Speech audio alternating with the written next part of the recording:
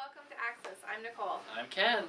And today we are doing Malachi, or Yes. as I like to say, and because my friend started this, Malachi, because that's the other way you could really say this, the Italian prophet. It's more like Malachi, though, the more I thought about it. I know, I noticed that too, but I like You're like, shut up. I like to gloss over it. There you go. Well, I think it's like it's funny because we assume so much of theology and church history with Rome. Nothing happens in Rome. Exactly. And so it's Malachi, the one Italian prophet. What has Rome to do with the Old Testament? Well, here it is. There we go. And it's looking forward. You like pizza towards Rome. and cannolis? Well, who doesn't like cannolis? Take the gun, leave the cannoli. It's all right. Godfather. All right. Great.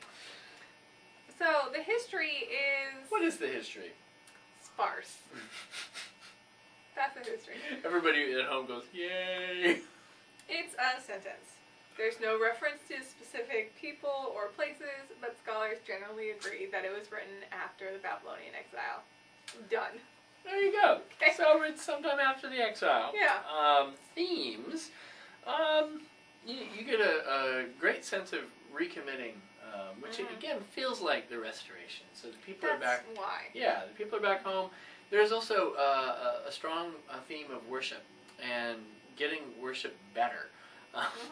The people are criticized in Malachi for having sloppy worship and kind of glossing over important details. So Malachi is kind of calling them to recommit themselves and to get the details straight.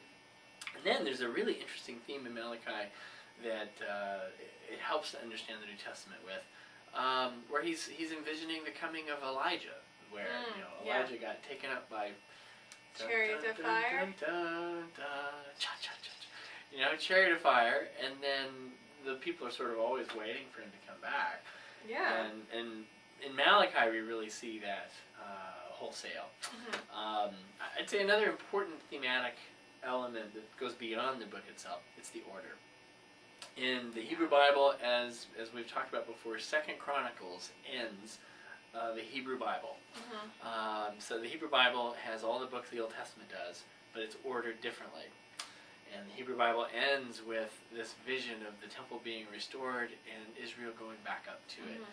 The New Testament, the Christians, on the other hand, order the whole thing differently, confusingly, if you ask us. So annoyed. Aren't you annoyed at going back and forth in time? Like, if they were gonna reorder, couldn't you if they're in the process, wouldn't you put them in order by like maybe theme or time period? Not necessarily time period in which they were written, but like time period in which they're dealing with. Wouldn't that be helpful? I'm tired of this back and forth jumping around. We're talking to you, ancient Christians. You know. We're talking to you, great cloud of witnesses. Tertullian. Yeah. Oh, don't anger Tertullian. What's he gonna do? He's mean. Apostate? Those guys are tough. He's dead. I'll meet him again. I was gonna say, that's all her, Tertullian, Turdy. He's gonna be. Can I call you Turdy? He's gonna be, I think, a bit more mad at the people who excommunicated him post-death. He's already mad. Yeah. So Malachi though ends the Old Testament, and there is a reasoning, yes, for it. Completely. Part of what you hear in Malachi, we'll talk about the story a little bit, is make way for the coming of the new figure. Okay. Crazy Worship, Chapter 1. Woo! It's like us. It's like me. It's more lazy. Liturgy's all backwards. It's more lazy than crazy. Okay. And you're not lazy. No, that's true.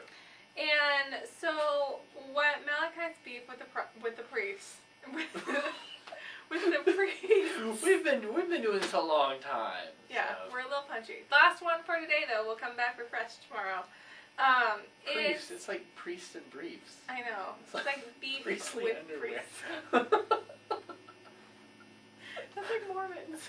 Keep going. Okay, we're gonna push through. Okay, so what Malachi's issue is with the worship is that the priests are not taking seriously the ordinances of worship. There's specific ways you're supposed to do things. Like, you are supposed to bring the firstborn calf the strong ones. And the priests in this time are bringing the blind, the sickly, the lower quality kind of cast off calves to sacrifice. To barbecue. To barbecue. And Keeping the best for yourself? Is that what they were yes. doing? Yes. And it becomes an issue of respect because Malachi says, if you brought this to your local governor, you would be killed. Why do you think you can bring this to the Lord? Dude, this is so relevant. Yeah. Okay, we are thankful. Churches are thankful for everyone's the gifts that everyone brings us. Yes. We are. But this is this happens all the time. People have trash. Yeah. And they're tired of their trash. And they think, I wonder what I can do. I wonder if I can dump it off onto the church. Case in point, I have a friend who has a church fairly nearby, and he used to be a new church developer in Alaska. And a church gifted him, they had a nice little note that said, here, use these for the Lord. Guess what it was? It was 100 used tea bags. What would you do with that? It was a Who collected that? And they thought, we have these used tea bags. Wouldn't it be nice to use them again? And again, hear me right. Churches are always thankful for gifts that people have to bring. But ask yourselves when you're bringing something to the church. Is this useful? Would you give this to yourself or someone that you care about, or are you just getting rid of trash? Yeah. Wow. Yeah. And that's what Malachi's point is, right? Yeah. Don't give us your trash. Right. Bring something good. It's not worship if you don't want it anyway. It's not really a sacrifice, and they are sacrificing these things if they're going to die in a week anyway. The other story, and it's sort of two that I'll kind of cue in with now, are Malachi 3, right in the middle, and this is such evocative language. See, I am sending my messenger to prepare the way before me, and the Lord whom you will seek will suddenly come to his temple. I'm sending my messenger who will prepare the way before me. This is language that gets picked up right in the New Testament. It's mainly, we use it to refer to John the Baptist, who's going to be pointing the way to Jesus. This is not entirely how Malachi is using this. We jump to the end if you're kind of wondering, well, who is this? Who's coming? Who is this person? Lo, this is the very end of it, I will send you the prophet Elijah before the great and terrible day of the Lord comes. He will turn the hearts of parents to their children and the hearts of children to their parents, so that I will not come and strike the land with a curse. And that's nice. Go Elijah. It's important to hear that sense, because when Jesus is around, one of the great questions is, who is he? Yeah. And some people think that after John the Baptist had died, well, maybe it was John the Baptist raised from the dead. Herod thought that. But most people thought it was Elijah. And as we've already seen, it makes sense, because not only was he a prophet and spoke to power, but he healed and did deeds of power as well. And then Malachi, has this kind of Elijah expectation. So it's those are themes that I want you to know about, so that when you get to the New Testament, you go, oh, makes sense. This is why people thought Jesus might be Elijah. Yeah, and especially in Matthew, you're going to see a lot more of these Elijah Davidic themes, because Matthew's writing to a Jewish audience. Yes, largely, yeah. Which we will talk about more later. Coming up. I'm kind of sad to be leaving the Old Testament. No.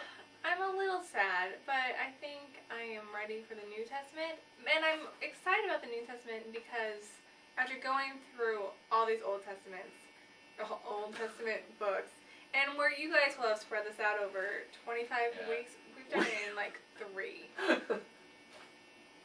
Go, Nicole. Then I'm excited to see what new eyes I look at the New Testament with. Nice. Excellent. And with that, we'll meet you again